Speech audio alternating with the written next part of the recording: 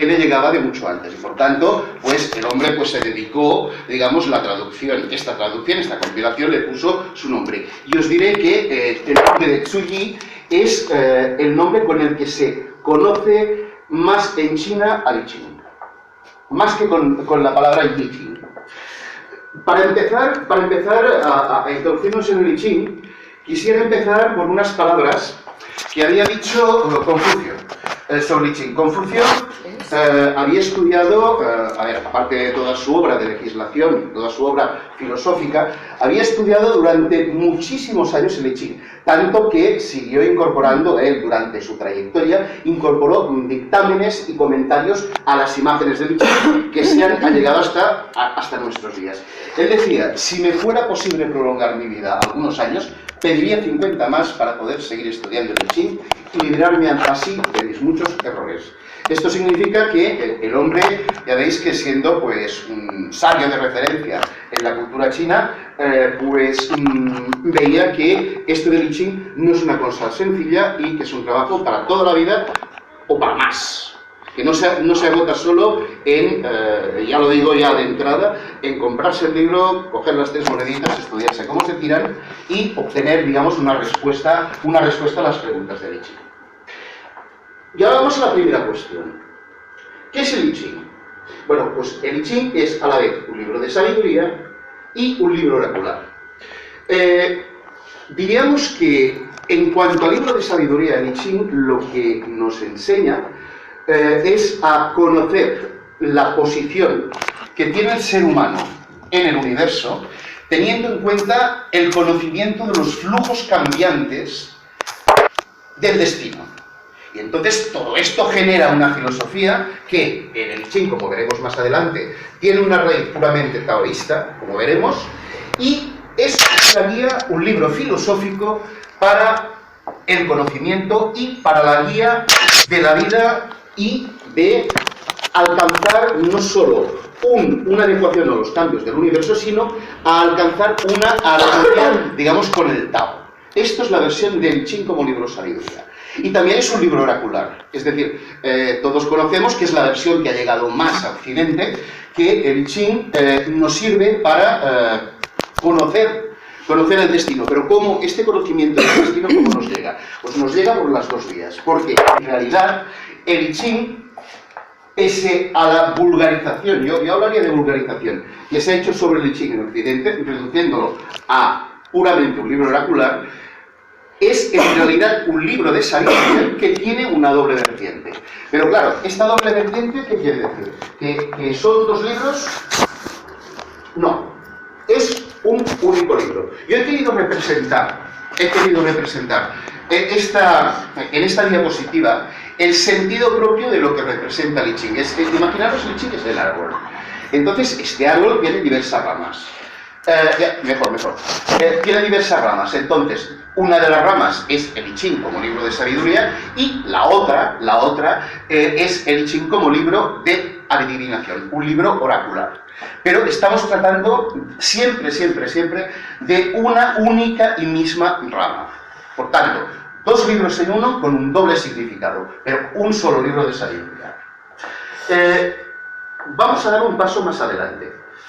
Vamos a hablar un poco de la antigüedad y del origen del I Ching. Este señor que veis aquí es un señor que se llamaba Fu Xi.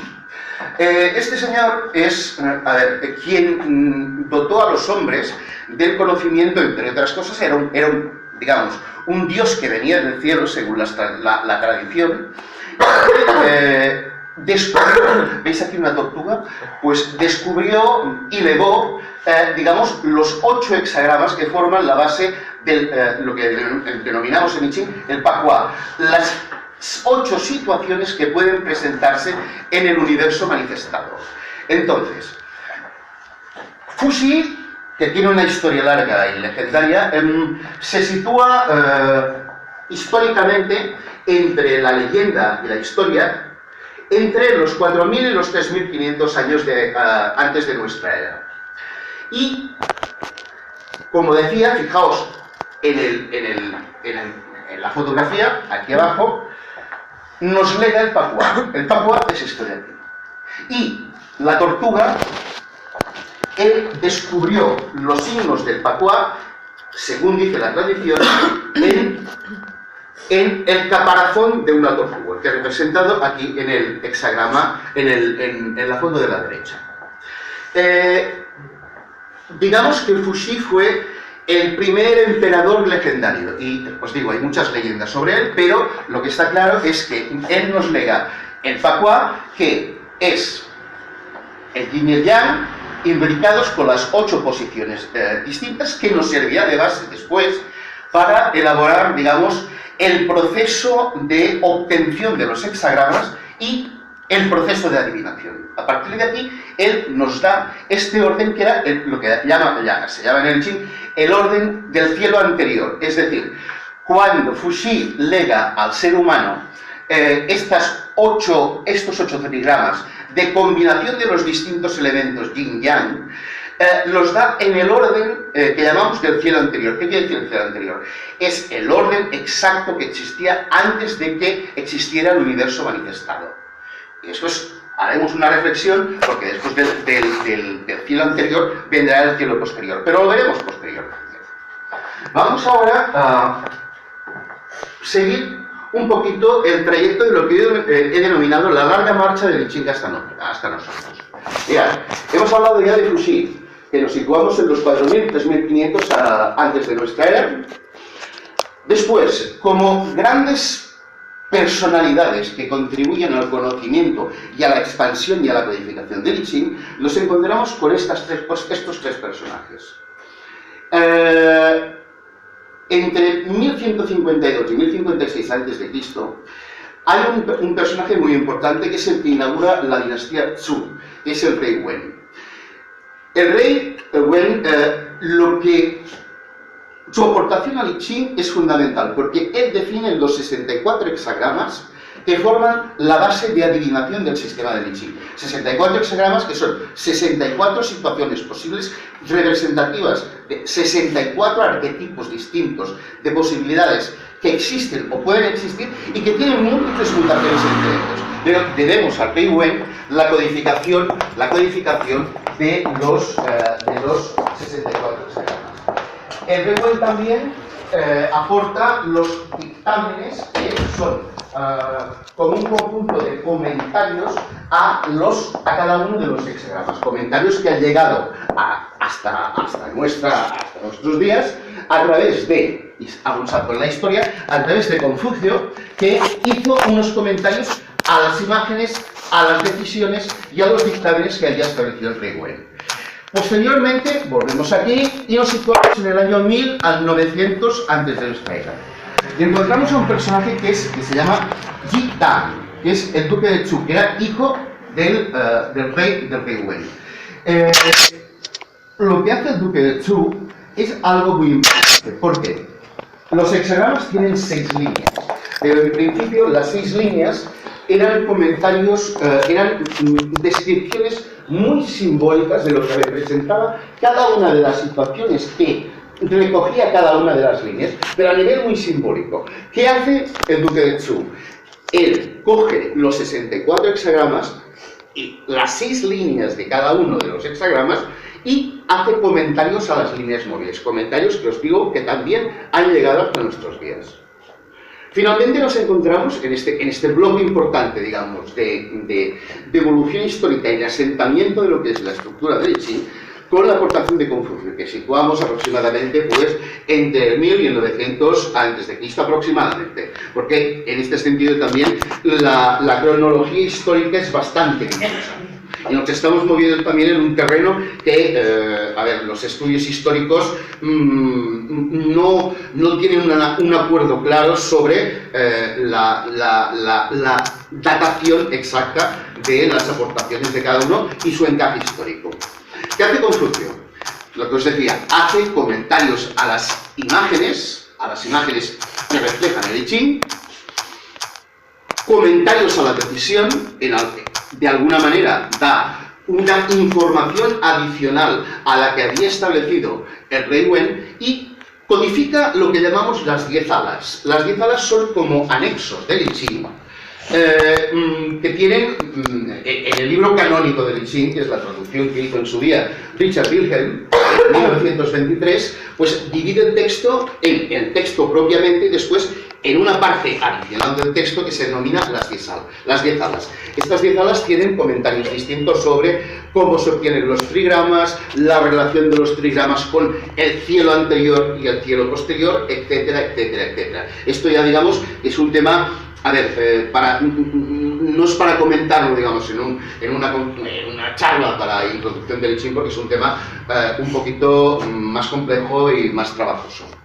Sigamos la evolución histórica de esta larga marcha del Li Ching hasta nosotros.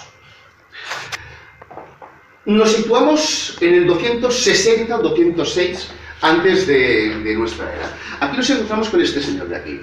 Este señor es el emperador Qi Shi Huangdi.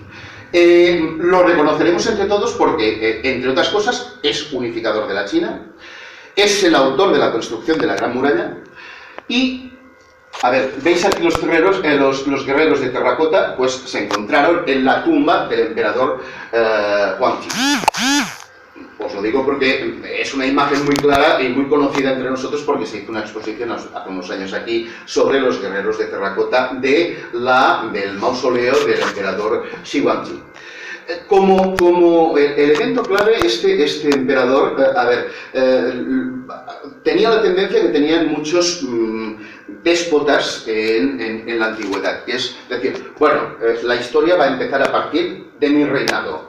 ¿Qué hizo este hombre? Pues destruyó todos los libros que había en China. Solo conservó algunos libros de agricultura, algunos libros sobre astrología y el Li Ching. Todo lo demás desapareció, se quemó.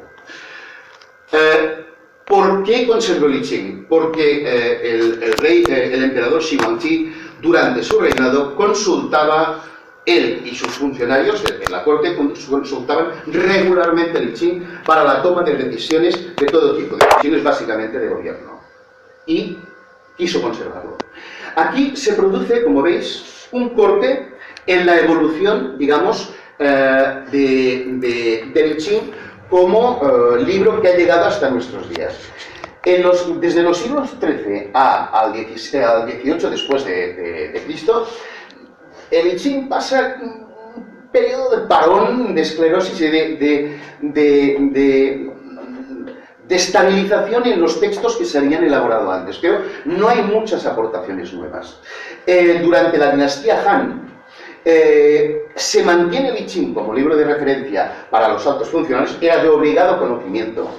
Y, de hecho, hay una tendencia que se verá posteriormente reforzada a lo largo del tiempo, que es la primacía, digamos, de lo que es el componente confuciano sobre el componente taoísta. Es decir, se olvidaba la metafísica para centrarlo en un instrumento que sirviera para conseguir la armonía del gobierno, la armonía del Estado y utilizarlo en una versión mucho más moralista y adivinatoria. Pero se olvidaba de eso la visión que había comentado antes de dos libros en uno. La parte, digamos, más metafísica cedió terreno a la parte más práctica, más adivinatoria. Llegamos ya al emperador Kangxi, de la dinastía Qing. Este hombre es una persona importante en el proceso de acercamiento del Li Ching a Occidente, porque después de mucho tiempo, y estamos hablando, fijaos, desde el siglo III, que Huangdi realiza una recodificación de los textos estos, de las 10 alas, intentando conciliar en lo posible la vertiente metafísica con la vertiente adivinatoria. El emperador Kangxi, al cabo de muchos siglos, realiza una nueva codificación de Li Ching y sigue la tendencia de reforzar el Li Ching como método, como libro de adivinación. ¿Pero por qué es importante el emperador Kangxi? Es importante porque con él llegamos al punto de cruce entre Oriente y Occidente. Fijaos que más o menos por la misma época, a través de unos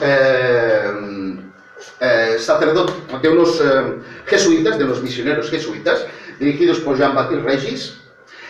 Él llega a la China, vive en China, conoce la cultura china y realiza una primera versión del I Ching que llega a Occidente. La primera versión llega en el siglo en el frontispicio del siglo XVII y XVIII. Y veis aquí la figura de Leibniz. Leibniz es el primer filósofo occidental que estudiará el I Ching desde el punto de vista de su estructura binaria, es decir, del yin y el yang, porque de algún modo en el estudio de Leibniz, ya antes de que se conociera el lenguaje binario, él dice: esto funciona, el lenguaje binario de los ordenadores, esto funciona como una estructura de unos y ceros. Y hace un libro matemático analizando los textos del I Ching, pero desde su vertiente más matemática, nada de adivinatoria, simplemente científica. El tiempo pasa y llegamos a la primera revolución china de 1911. Cae el imperio con la revolución y se produce en las nuevas...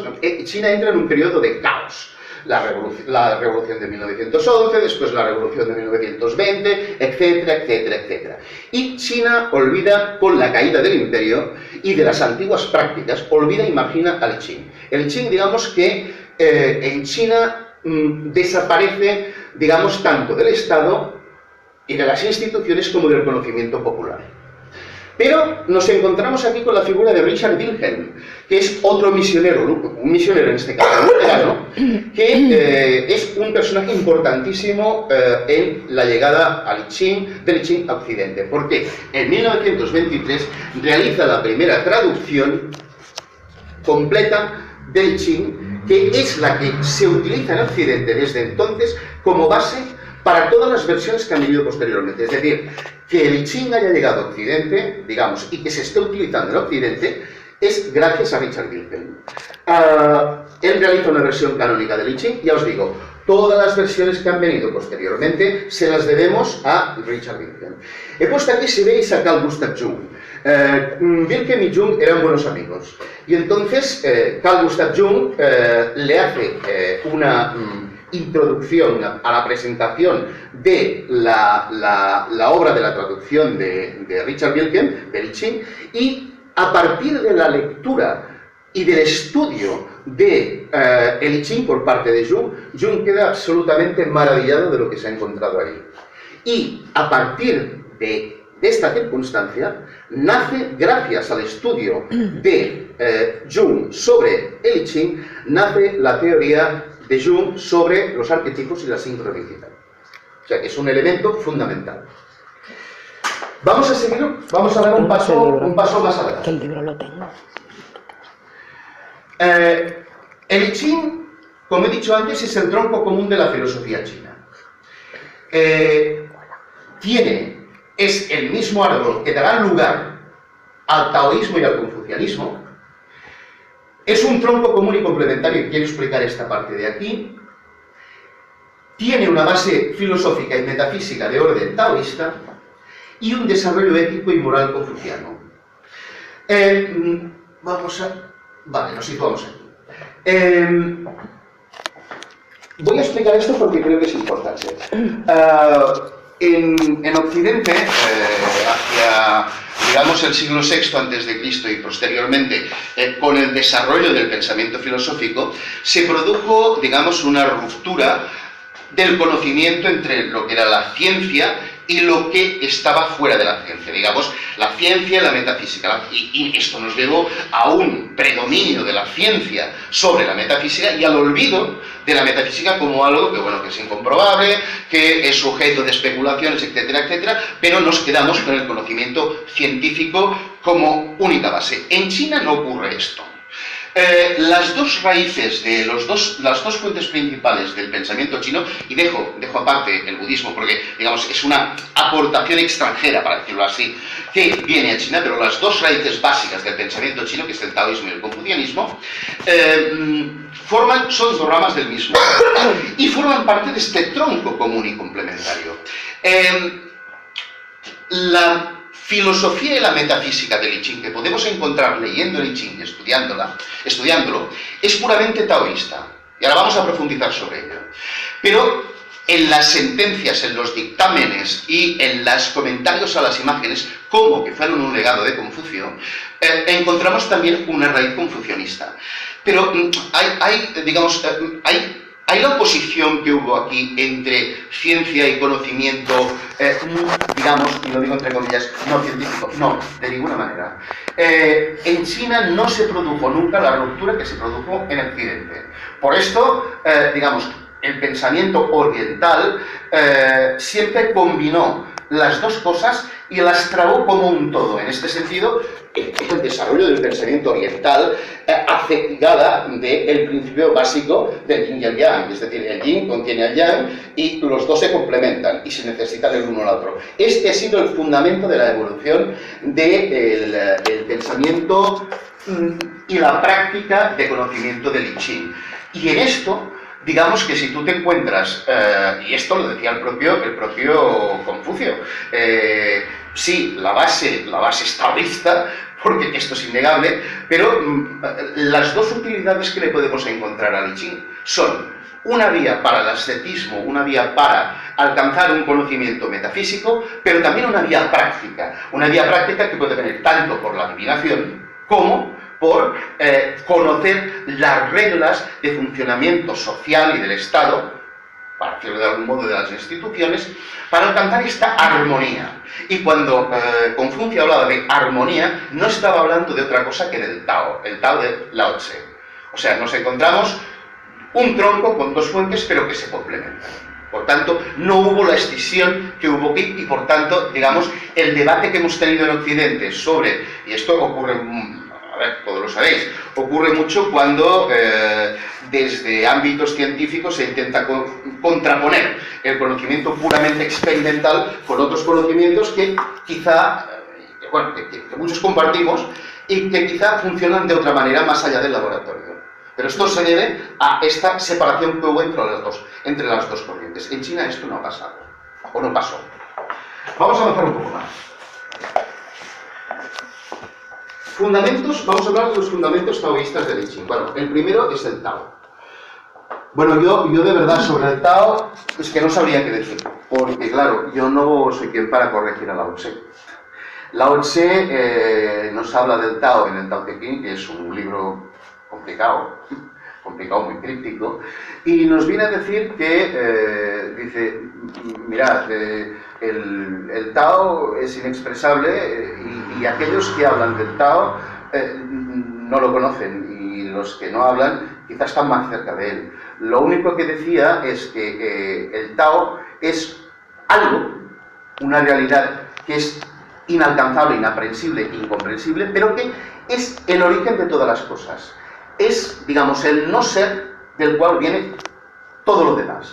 Pero decía, ¿y cómo viene esto? Bueno, pues el Tao genera, digamos, de la nada, porque el Tao está vacío, genera algo, y digo algo porque es el término más preciso que puedo encontrar para describir lo que es el Tao, que generará posteriormente el uno, que es, ya veremos después, un esquema, digamos, a modo de resumen, de lo que es la cosmología china, que contiene lo que sería, antes de que todo fuera creado, el germen del yin y el yang. A partir de allí surge el 1, el 2, el yin y el yang, y después de la conjunción del yin y el yang surge el 3, y de este surgen todas las cosas. Es decir, la visión que nos propone el taoísmo, y el Tao en principio es algo que sabemos que existe, pero no podemos pronunciarnos sobre él, que está vacío, pero que contiene todas las cosas. Y de estas, en el mundo real, se forma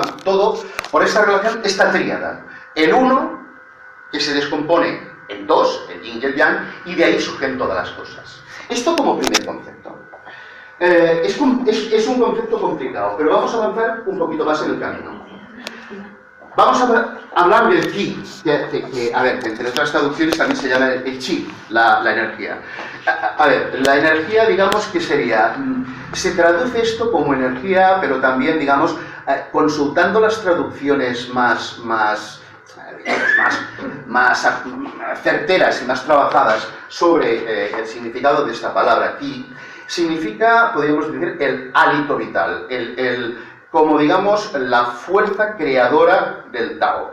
Esta está impregnada en todas las cosas, todo tiene ki. Esto tiene ki, nosotros tenemos ki, la pantalla tiene ki, y esta fuerza de la energía, que remite también a una visión de que todo el mundo es energía y todo el universo es energía, todo se haya interpenetrado por esta energía, el chi. Y por tanto, esto te lleva a una visión, digamos, holística del mundo, una visión en la que el todo está en todo y todo está en el todo. Entonces, el ki es este concepto que nos permite avanzar hacia otra realidad, que es el concepto del yi.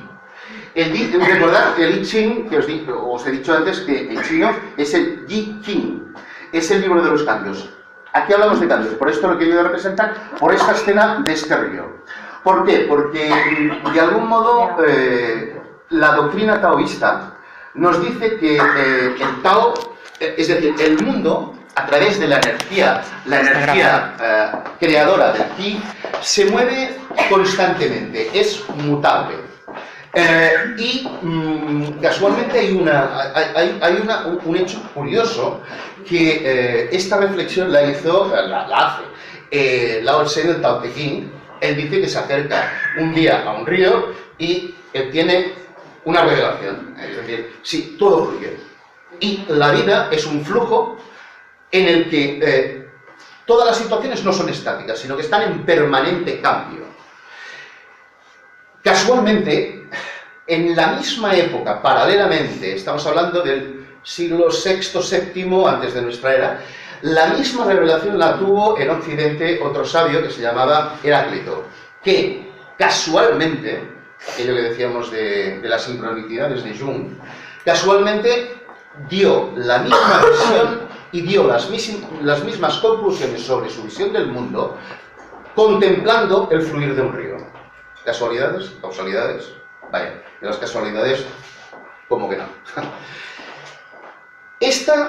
Vamos a avanzar ahora a otro concepto que deriva del primero, que deriva del Yi, que es el concepto del Yin y el Yang. Aquí, claro, si todo está impregnado de energía, si todo fluye, todas las cosas tienen dos principios básicos, el principio Yin y el principio Yang. Muchas veces se malinterpreta el principio del Yin y el Yang como principio masculino y femenino, identificándolos a una cuestión de género. No, esto va mucho más allá. Va mucho más allá. Digamos que el Yin es todo el componente de la noche, lo oscuro, lo receptivo, la pasividad, y el Yang es todo lo contrario, lo activo, lo luminoso, lo solar, etcétera, etcétera. Pero fijaos una cosa, es decir, todos en nosotros mismos somos Yin y Yang, y en algunos momentos podemos actuar como Yin y actuar como Yang. Y hay una cosa importante en eso. Fijaos la descripción, el dibujo de lo que es el Tai Chi, que es esta imagen del círculo del Yin y el Yang. Fijaos que el Yang tiene una parte negra en la parte blanca, y lo mismo ocurre en la parte negra del Yin, que tiene una parte blanca Yang. ¿Qué quiere decir esto?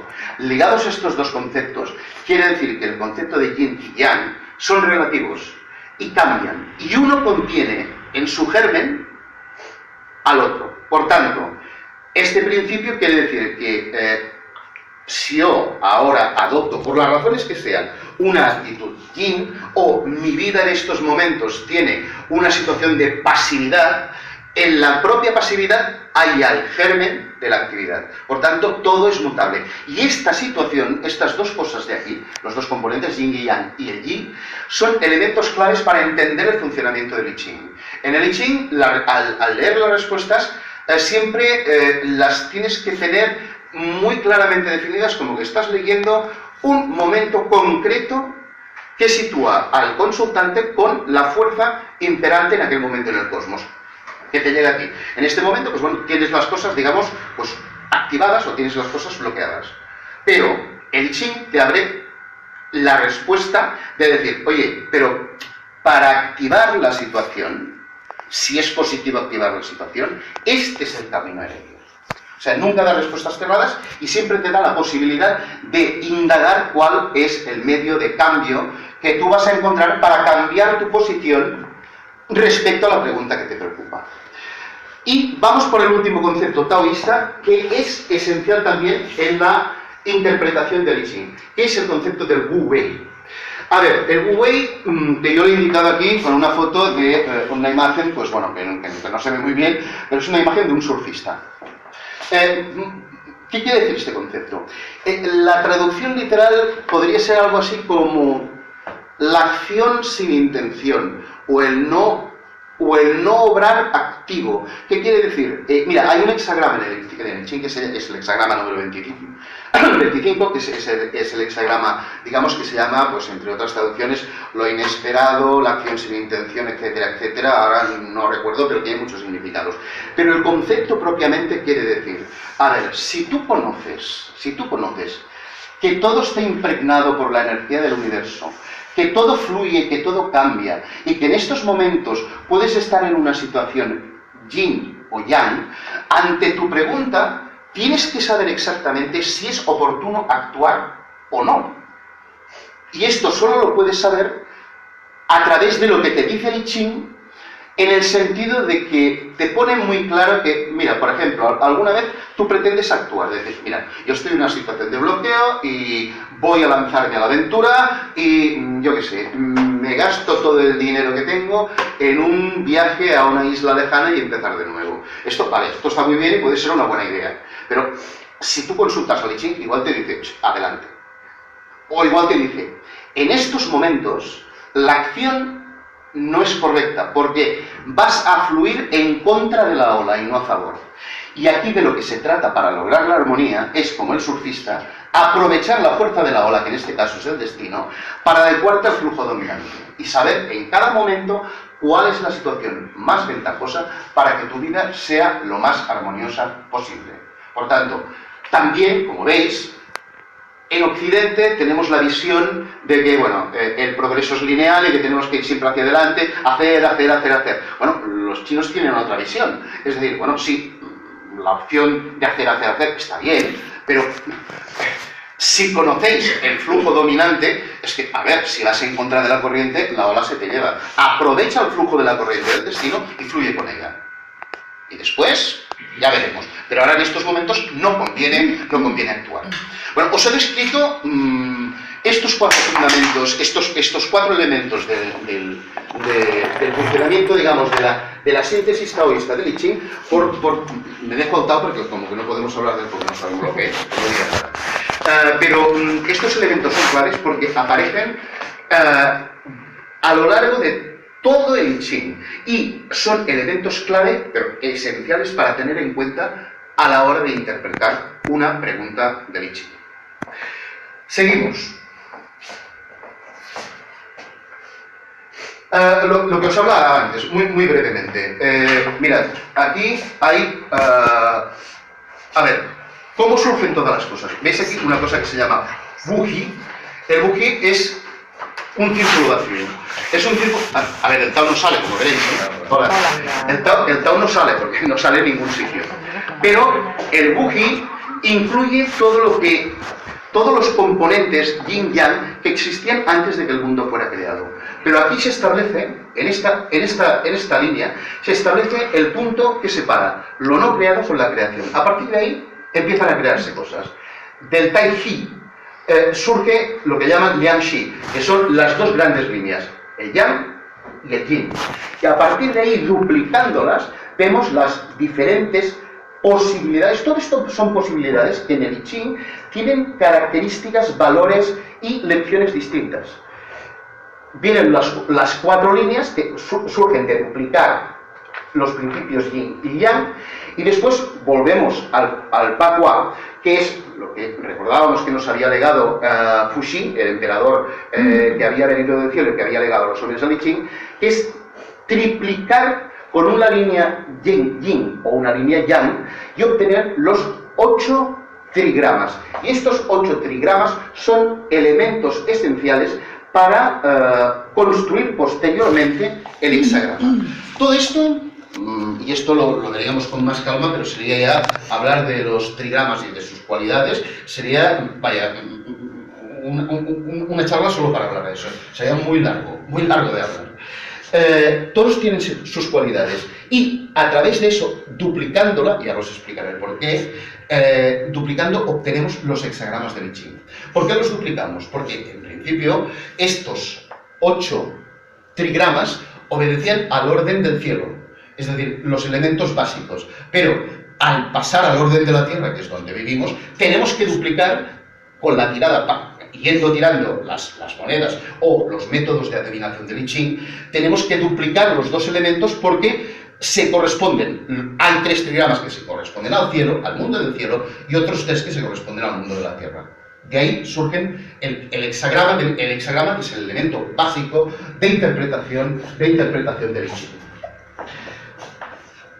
Però perdona una cosa. Sí, digues. Això en què està basat? És que estàs parlant de ratlles i tal, però jo no acabo d'entendre això. Això és com seria com la creació La cosmologia. Això és simbologia, no? O sigui, és com inventat, no? Inventat. Com un senyor. O sigui, no estan basats en una... No. És a dir, això com a moltes altres coses. És a dir, és cosmologia. És una visió cosmològica de Xina. Punt. És a dir, a partir d'aquí la pots confrontar amb una altra visió occidental i et dirà una altra cosa. No, bueno, per exemple, l'astrologia està basada en les estrelles. Más o menos. Sí. No, estem parlant del mateix. Hablemos ahora de los fundamentos confucianos del I Ching. Como os he dicho muy brevemente, Confucio aporta un conjunto de sentencias que ayudarán a ofrecer una imagen, digamos, moral, ética y de gobierno al I Ching. Y esto se incorpora en el texto, que a lo largo de todas las... Cuando ves el I Ching, tienes que saber que han pasado por allí muchas manos y hay muchísimas cosas. Y de fuentes diversas, pero que todas se complementan. Y el objetivo de la aportación de Confucio, ya os digo, era ofrecer un camino más, digamos, más mundano para ordenar, digamos, el funcionamiento ético y moral del ser humano y de la sociedad para acercarse al camino del Tao. Esta era la aportación de Confucio. Seguimos. Dicho todo eso, claro, hemos de hablar de las 7 leyes que rigen la mutación. Porque si el universo que nos describe el I Ching es mutable y cambiante, está regido por un conjunto de leyes básicas. La primera, todas las cosas son diferentes formas de un todo infinito. Lo que decíamos antes, de un todo indeterminado surge el yin y el yang y de aquí surgen todas las cosas. La segunda, lo infinito se divide por sí mismo en yin y en yang. Ya lo hemos visto antes, lo indiferenciado crea yin y yang, las dos líneas y a partir de ahí se construye, digamos, el mundo. El tercero, el yin y el yang son opuestos, pero ambos forman una unidad, por la propia descripción que os decía, que el blanco contiene al negro y el negro contiene al blanco. Por ello, nada es únicamente yin o yang, sino las dos cosas a la vez. Ya que el yin contiene la semilla del yang y al revés, el yang contiene la semilla del yin. Hablábamos antes del principio de Qi, de la mutación. Por tanto, todas las cosas cambian constantemente su constitución yin-yang. En un momento, y esto ocurre muy claramente también en la medicina china, es decir, lo que se trata es de equilibrar, digamos, lo que está descompensado entre yin-yang, entre los dos principios. Entonces, por eso hay veces que tienes mucho componente yang y tienes que reequilibrarlo para estar en este equilibrio, esta condición de armonía que es esencial en todo el conocimiento el conocimiento del I Ching y la práctica, el objetivo final del taoísmo, que es el equilibrio, el Tao, llegar al Tao. Y por último, a todo principio le sucede un final y a este le sigue un nuevo comienzo. Este principio es importante porque nada es determinista en el I Ching. Hay un hexagrama que es el hexagrama 18, digamos, que tiene una traducción, es el hexagrama Q, que tiene una traducción que a muchos os sonará y veréis el principio de la dualidad. Digamos, crisis, pero a la vez oportunidad. Es decir, si tú lees las líneas del hexagrama, tú vas viendo que describe una evolución que dice, bueno, de la crisis hay circunstancias de cambio que si las sigues pueden llevarte a una reconstrucción, a un nuevo comienzo. Por tanto, en este sentido, si hay algo que no sea determinista, es el I Ching. ¿Por qué? Porque el principio básico es que todo fluye y todo cambia. Sigamos más adelante. Ahora os quería plantear, muy brevemente, lo que hemos visto antes, la combinación de los 8 trigramas en hexagrama. En hexagramas constituye lo que se había dicho, la base del I Ching, empezando por abajo, los 2 principios, crean los 4 símbolos y a partir de ahí los 8 hexagramas. Esto os lo he puesto más que nada para que tengáis una visión, digamos, de cómo se construye todo el proceso, digamos, de la cosmología china y del proceso de creación. A partir de ahí, vamos a hablar de otro punto de vista. Hemos hablado ahora de la filosofía del I Ching, con sus 2 fuentes, taoísta y confuciana, pero ahora vamos a hablar de una vertiente que también es importante y que es la más conocida en el mundo occidental, que es el I Ching como libro oracular. Yo os diría que por el tiempo que llevo trabajando en el Ching, que ya son más de 40 años, o sea que no digo nada más, yo lo titularía como una prodigiosa máquina de adivinar. Es decir, los que habéis tenido la oportunidad de trabajar, me parece que tú, Morgana, habéis tenido la oportunidad de trabajar en el Ching, o los que lo habéis consultado, yo estoy realmente sorprendido, porque en cuanto a la adivinación, aunque yo lo utilizo regularmente, a ver, no me dejo llevar, digamos, por una pasión esotérica. Yo en este sentido soy muy cientificista. Es decir, ¿qué compruebo? Es decir, si cuando yo consulto a alguien o me hago una consulta a mí o lo que sea, quiero comprobar si realmente el grado de aciertos es de un 30, de un 40 o de un 60%, porque todos tenemos esta mentalidad, digamos, de cálculo y de parametrización de los datos estadísticos. Pero os puedo decir que durante este tiempo a mí me ha sorprendido como método de adivinación, y por esto me he volcado en mi vida, digamos, a estudiar profundamente el I Ching, el grado de aciertos. Hombre, yo no os diré,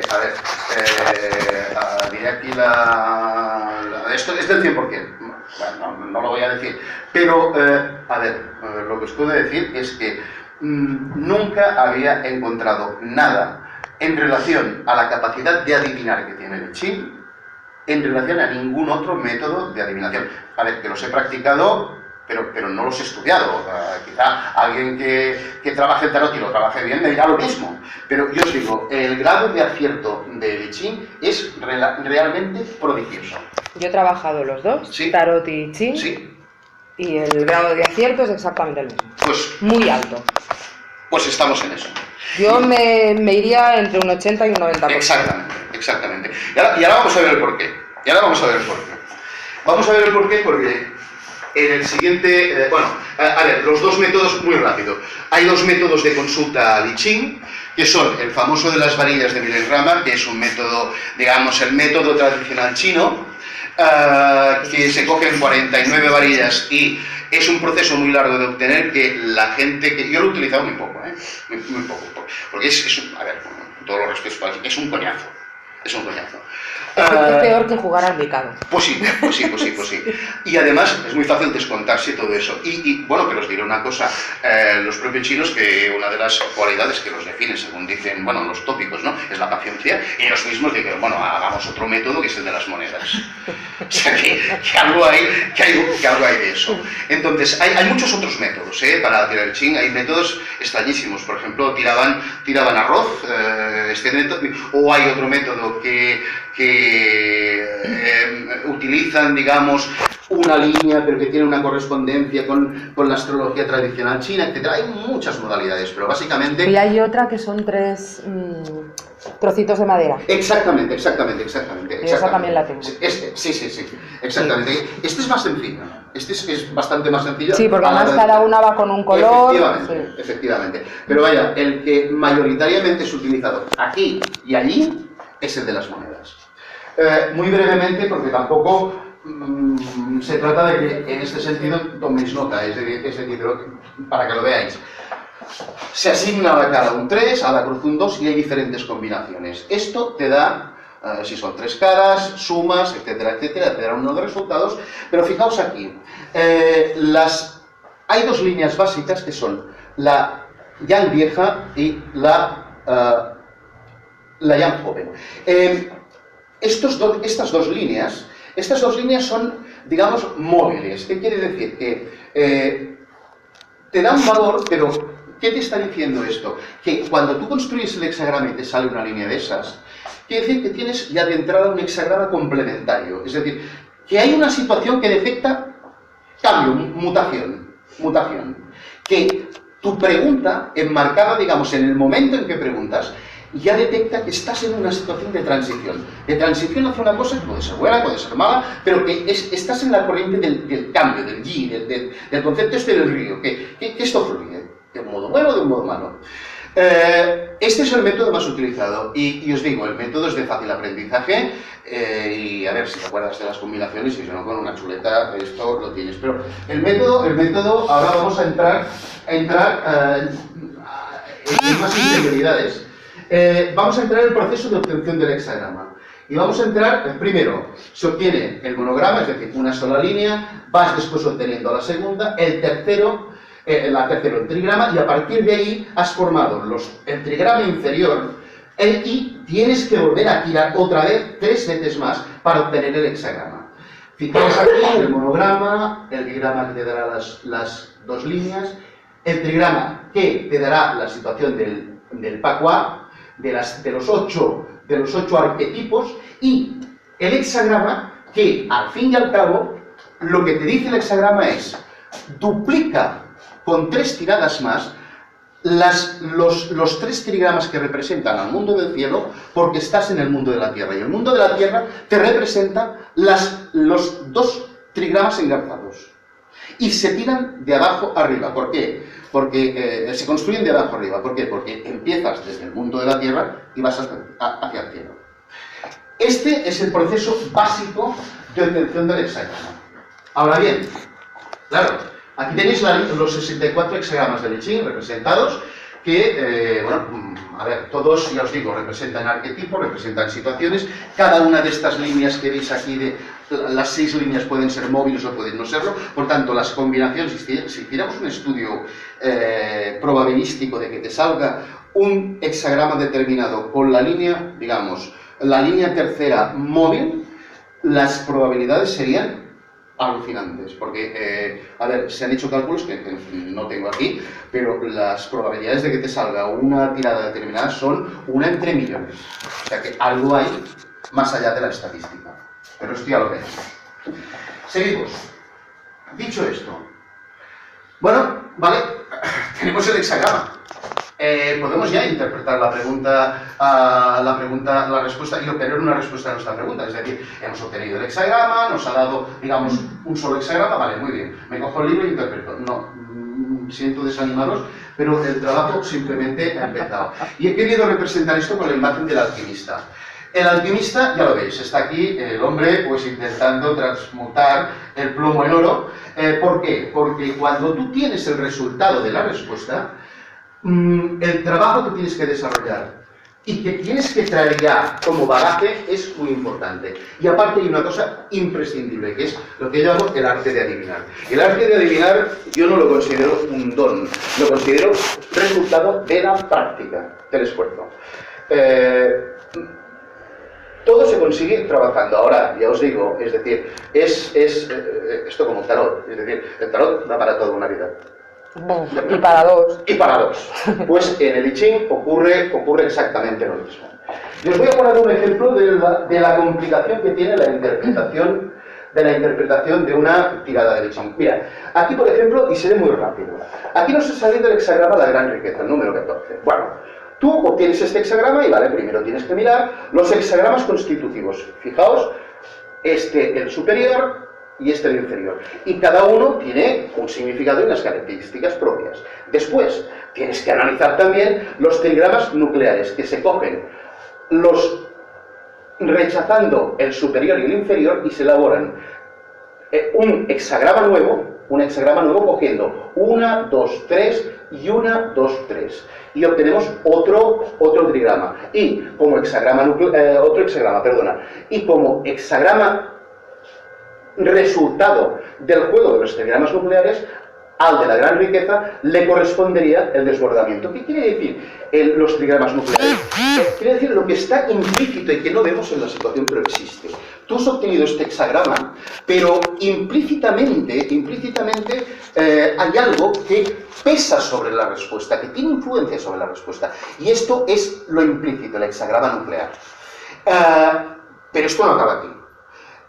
Cuando tienes esto, tienes que mirar su equivalente, y estábamos hablando del hexagrama 14, su equivalente en lo que llamamos el cielo anterior, que el cielo anterior representa lo invisible, aquello que estaba antes de que todo fuera creado, pero que influye directamente en la respuesta, y te da el 33, el hexagrama 33. Por tanto, de entrada, para interpretar esta tirada tienes que tener conocimiento de lo que te dice este hexagrama, después de las cualidades y de los mandatos y de los elementos simbólicos que te están diciendo los trigramas nucleares, interpretar el hexagrama nuclear que te surge para conocer lo implícito, pero también saber el hexagrama equivalente en el mundo de lo no creado, que es la retirada. Y esto, cuidado, es un hexagrama sin líneas móviles. No hay líneas móviles. Ahora vamos a hacer otro juego para que veáis la complejidad. Ahora imaginemos el mismo hexagrama, el 14, la gran riqueza. ¿Veis aquí? Aquí hay una línea móvil. Muy bien. Tú tienes que hacer pues lo mismo. Primero, interpretar el proceso que habíamos visto antes. Trigramas constitutivos, trigramas nucleares, el hexagrama nuclear que implica lo implícito, que representa lo implícito, y el equivalente en el cielo anterior, la retirada. Pero claro, también tienes que interpretar el hexagrama complementario que resulta de cambiar esta línea partida, porque ya vemos que lo que está partido y es una línea mutable cambia a su contraria, este de aquí. Por tanto, tienes que hacer la interpretación de este hexagrama y de este de aquí, junto con todo esto. Claro, esto, a ver, la complejidad y el tiempo de dedicación puede ser mucho si no se tiene experiencia en cuanto al trabajo, digamos, de mucho tiempo en el I Ching. Si, por ejemplo, a ver, en mi caso, pues las personas que habéis estado en el programa de radio... En un pim-pam. Pero el proceso que seguí cuando respondí a las preguntas que me formulaste es exactamente este. Es exactamente este, no hay otro. Entonces, claro, ¿hay alguna pregunta? Mira, muy breve, el cielo anterior y el cielo posterior, que os hablaba antes de la necesidad, digamos, de conocer también cómo estaban las cosas en el cielo anterior, es decir, este círculo externo, es antes de que las cosas fueran creadas, es decir, describe el Pakua que responde al momento previo de la creación. Y aquí las fuerzas estaban equilibradas. Fijaos que aquí y aquí están los contrarios, aquí están los contrarios, aquí están los contrarios. Pero en el mundo de las cosas creadas se produjo, digamos, como un giro en la organización, digamos, de los trigramas en función de una variable que es la introducción del tiempo. Es decir, en el mundo creado nos encontramos con espacio y con tiempo. Y esto hizo variar la interrelación de los hexagramas. Por tanto, el cielo posterior, que es llamado el orden del Rey Wen, es, digamos, la alteración del orden, digamos, del cielo anterior como resultado de la creación del mundo. Y todos estos factores, insisto, hay que tenerlos en cuenta a la hora de interpretar. Ya veis que no es un tema sencillo, pero, a ver, lo que os decía, todos estos factores deben ser profundizados al máximo para obtener... Esto ya es peor. No, aquí, mira, lo que podéis ver, entre otras cosas, son, ¿sabéis ¿cómo se llama esto? La relación de los 64 hexagramas que os he enseñado antes. Bueno, pues esto es así en chino y a saco. O sea, que esto es peor. Esto sí, esto es peor. No me hagáis decir que sí, no es porque quedaré mal, porque no me hagáis decir que sí. Por ahí falta el rey. Por ahí. Y ya os digo, la respuesta que obtendremos será siempre sorprendentemente acertada. Y esto lo certifico, vaya, no diré lo típico que diré delante de un notario, pero si fuera necesario, sí que diría. Vale, pero, a ver, hemos visto que estamos hablando de, al fin y al cabo, a ver si lo vamos a ver, estamos diciendo que el Qing, tirando 6 veces 3 monedas al aire, para entendernos, nos da una descripción absolutamente certera a nuestras preguntas. Y dices, hombre, pero a ver, yo tiro 3 monedas al aire durante 6 veces, ¿y cómo es que estos métodos aparentemente aleatorios funcionan con tanta exactitud al tirar, a consultar el Qing? Pues por una razón que no diré que sea sencilla, sino que nos lleva a enfrentarnos a 2 tipos de percepción y de pensamiento. El pensamiento sincrónico, que lo he representado aquí como 2 delfines que los 2 saltan, hacen el mismo salto, pero bueno, no se han puesto de acuerdo en saltar juntos, pero el salto se produce en el mismo momento, y el pensamiento causal, es decir, que es que esta bola toca a las otras, etcétera, etcétera, etcétera, etcétera, y se mueve por la causa-efecto. Yo os diré que el pensamiento, digamos, el pensamiento causal se rige por estos principios, es decir, muy claro. Yo lanzo una moneda al aire, bueno, pues tiene un cálculo de probabilidades, y esto nos permite determinar, en un estudio probabilístico, qué hexagrama obtendríamos. Pero esta visión tiene un problema, una cuestión a tener en cuenta, que concibe el universo como un bloque compacto, en el que cada cosa sigue un modelo lineal de causa-efecto. Es decir, como veis la moneda, esta bola, yo le doy a esta bola, la causa de que le dé esta bola es que esta le da esta, etcétera, etcétera, etcétera. Y al fin y al cabo, lo que ocurre es que, de alguna manera, nos enfrentamos a una visión del universo predecible, es decir, como si fuera un reloj. Yo sé si ahora son las 7:30, pues dentro de 5 minutos serán las 7:35. Punto. Y esto va así. El funcionamiento del Qing funciona de otro modo, que es el pensamiento sincrónico. Ay, no, perdón, lo del anterior. Ahí. El pensamiento sincrónico. Otra vez vuelvo a hablar de Carl Gustav Jung, que es, os digo, el filósofo y psicólogo, que, bueno, con Freud, con diferencias, digamos, de concepción, pero que el hombre, cuando da en sus manos el ejemplar de la traducción que había hecho de Richard Dawkins, digamos que ve la luz. Dice, joder, esto me lleva a un cambio de concepción del paradigma en el que me estoy moviendo. Y Jung también, a partir del estudio de Qing, hizo también un estudio muy profundo y muy interesante sobre el tarot. Sí.